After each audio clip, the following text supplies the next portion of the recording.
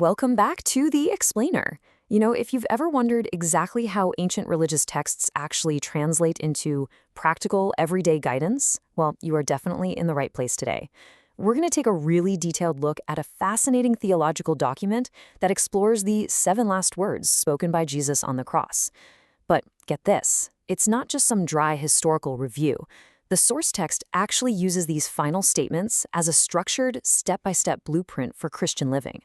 We're going to unpack exactly how the author bridges that gap between a profoundly historical event and daily spiritual practice. So, that brings us right to the central question we're exploring today. How do 7 ancient phrases shape modern Christian living? It's a pretty compelling premise, right? The source material argues that these final words aren't just the end point of a life, but actually they're the starting line for believers. A starting line to help understand how to navigate their own relationships, their struggles, and their spiritual growth right here, today. Okay, let's dive into this. We'll be looking at a sequential framework today.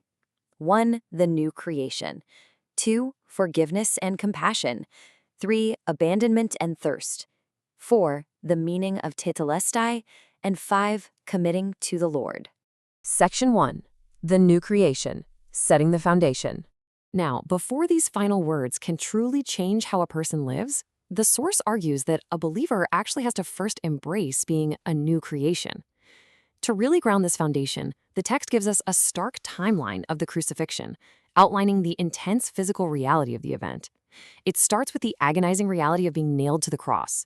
Then, in the middle, there's the utter indignity of soldiers gambling for his clothes right in front of him. And finally, it culminates in the immense, unimaginable theological weight of taking on the sins of the world. The source uses this pretty grim progression to set the stage, emphasizing that the words spoken during this timeline carry the weight of ultimate suffering. Section 2. Forgiveness and compassion, an outward focus.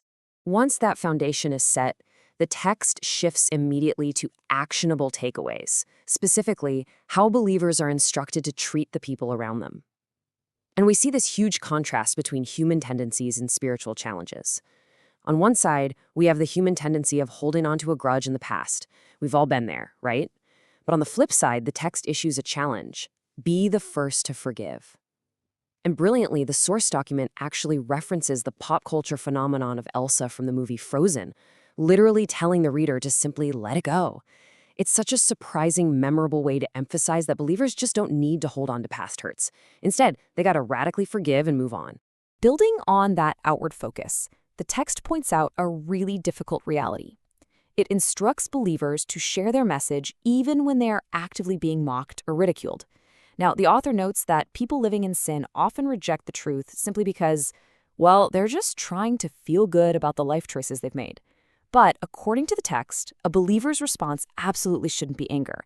Instead, they have to maintain a deep, persistent desire to see others seek forgiveness and find eternity with God, totally regardless of the pushback they might be getting.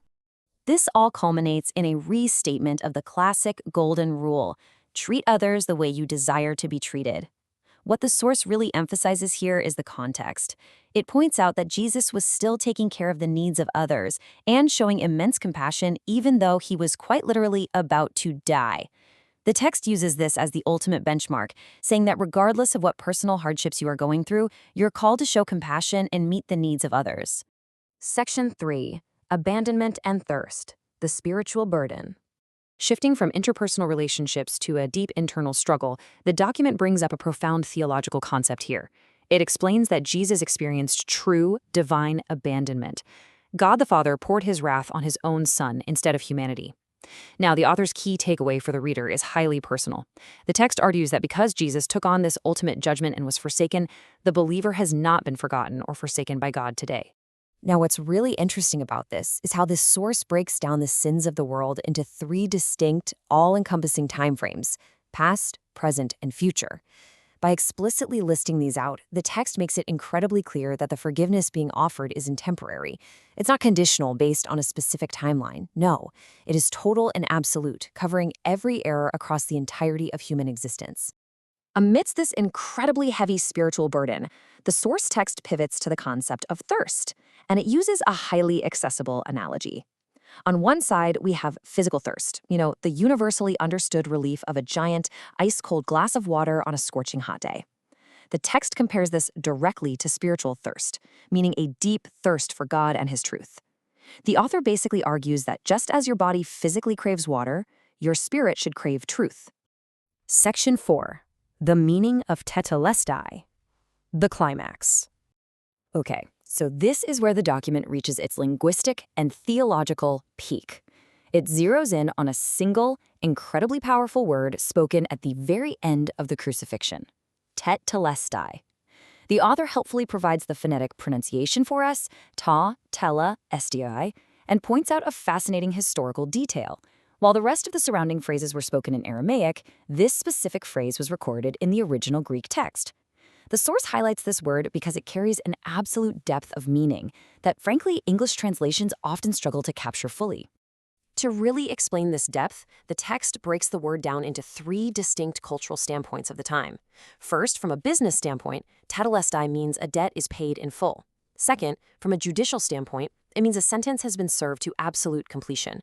And third, from a military standpoint, it means a battle has been won. It is a great triumph.